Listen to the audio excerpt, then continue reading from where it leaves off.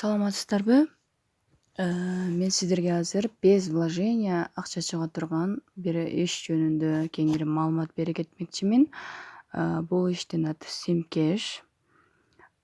Бул да биз евро чогултуп берет бизге.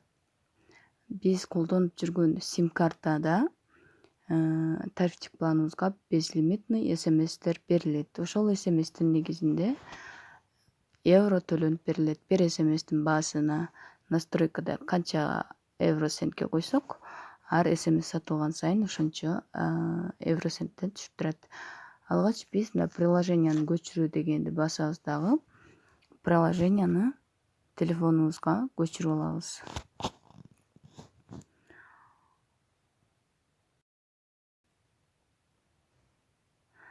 Мындай терезе ачылат. Ушул жерден ачылганда эле download free Android деген басабыз. Шуну басканда бизге Simcash скачать деп чыгат. Мындай скачать деген басасыздар. Азыр менде бар, ошон үчүн мына жерди басайын. Мынакей. Андан соң установить деген басасыздар. Телефонго установка болот. Бир аз күтүп турабыз дагы. Открыть дегенди басабыз.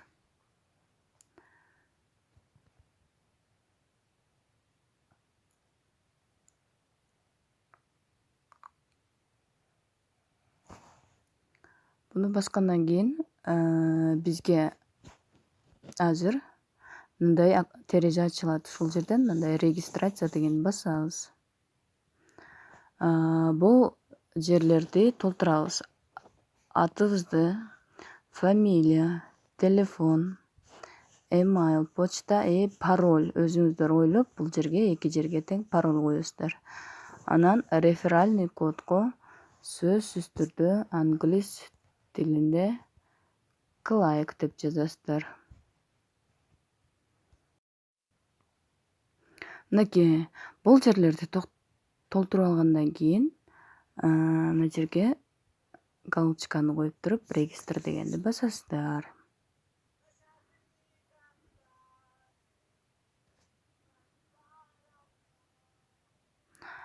Эми email почтага confirm деген ссылка кетти дейт. Ошо ссылканы бас деп атат. Ошо ссылканы басып, анан логин жазып киребиз. Continue басабыз дагы. Азыр биз ошол ссылканы басышыбыз керек. Электронный почтаңыздарды ачсаңыздар, ссылка барат.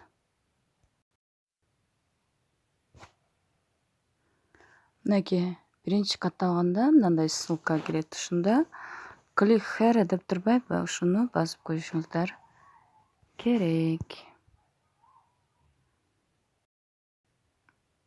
Мынакей мындай узун бир жазуу эле чыгып калат. Болду, эми Simcash'ке киребиз. Мынакей ссылканы баскандан кийин эми сиздер логинди басып, бул жерге почта, азыркы катталган почта менен парольду жазып туруп, логин дегенди басасыздар. Мына мен өзүм почтама кирип көрсөтүп берейин. Мындан аркы кантип настройка кылабыз. Ал үчүн биз активдүү болгон сим картабызды активация кылышыбыз керек. Мына актив деп турбайбы? Ушуну басабыз. Ал жерден актив деген тандайбыз. Актив. Ушуну тандап туруп, эми бул жерди басабыз. Бул жерди басканда эле мындай Кыргызстан дегенди тандайбыз. Кыргызстан деген тандап басканда бизге бир смс кылса, баасын канча евросентке коебуз.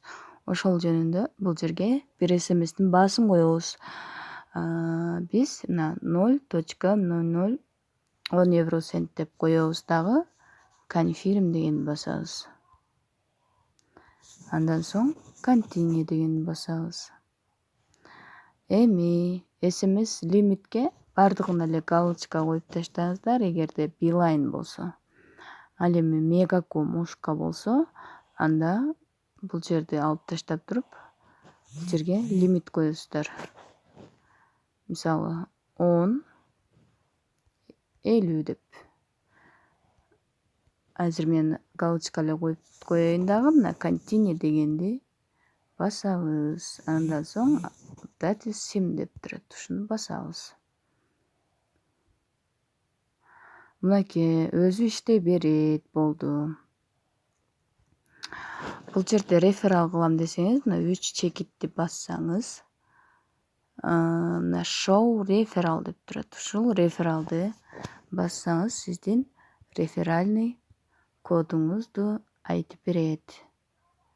Эгерде адам каттайм десеңиздер, анда биринчи линиядан 10%, экинчи линиядан 5% адамдар иштеген сайын сизге түшүп турат.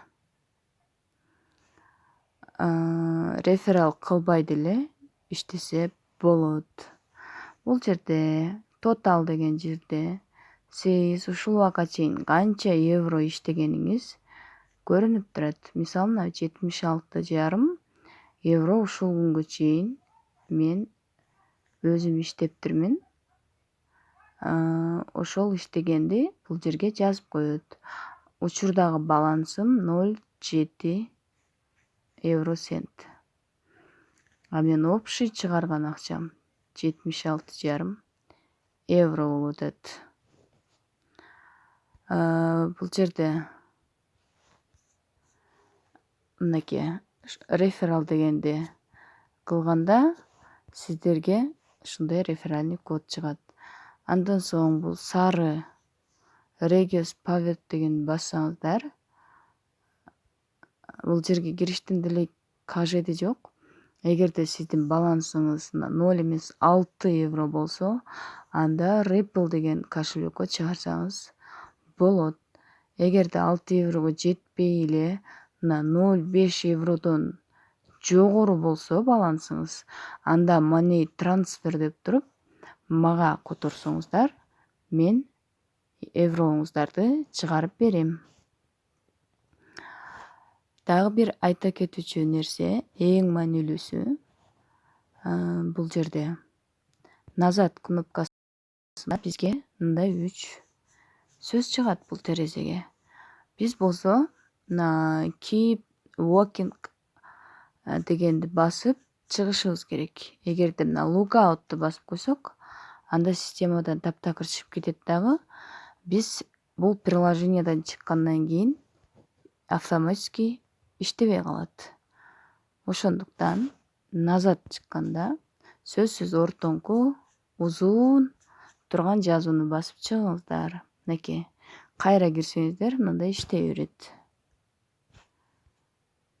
Көрдүңүздөрбү? Дагы сиздерде кошумча суроо боло турган болсо, комментарийге жазыңыздар. Мындай message sent деп экранга пайда болгон сайын сиздерден SMS сатылып турат. Мисалы, мына 1 SMS сатылды азыр. 10 тыйынга. Ошондой эле email почтага дагы күнүнө канча SMS сатылганды тууралуу отчет маалыматтар келип турат. Мынакей дагы бир SMS сатылды. Көрдүңүздөрбү? Бул жерге ячейка толуп атат. Дагы SMS сатылды, дагы кетип атат. Ушинтип ячейка жашыл болуп турганы жакшы. Кызыл болсо, анда кандайдыр бир көйгөй бар, же иштебейт деген түшүндүрөт. Кошумча сурооңуздар болсо, комментарийге сөзсүз түрдө жазыңыздар. Каналга катталып, лайк басууну унутпаңыздар эгерде жакса.